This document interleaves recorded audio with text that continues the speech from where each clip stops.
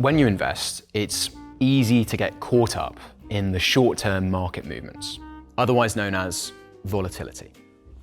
But in actual fact, it's the long term that you should really have your eye on. We can think of market volatility as if it were a reality TV show. Perhaps a certain reality TV show that airs every summer on a certain island. If we watch every episode, we get all the drama. We feel the ups and downs of the story in great detail. If we look at markets regularly, it's the same. Our emotions can get tied to its daily or weekly fluctuations. But if we just watch the series finale, which is always a summary of the whole series, we get the highlights instead. We only see the bits that really matter. And the rest of the noise is somewhat drowned out. Yeah, it's the same for markets. They will always be moving up and down, but big events are unlikely to happen every day. And if we go even further out and look at this TV program in its entirety, we really just see the winners and losers of each series. If you're a long-term investor, this is generally the only level of detail that you really need. Who won? Who lost?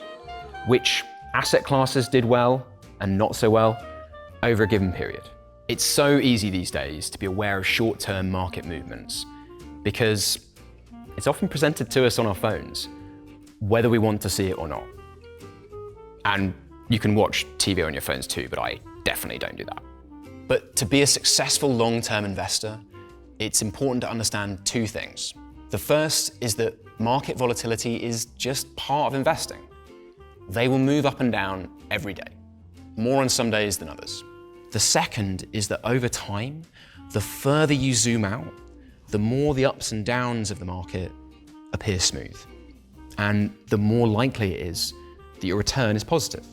So, you can choose how often you look at markets and the performance of your portfolio, but if you know that it's going to cause you worry or stress to look often, then don't feel like you have to.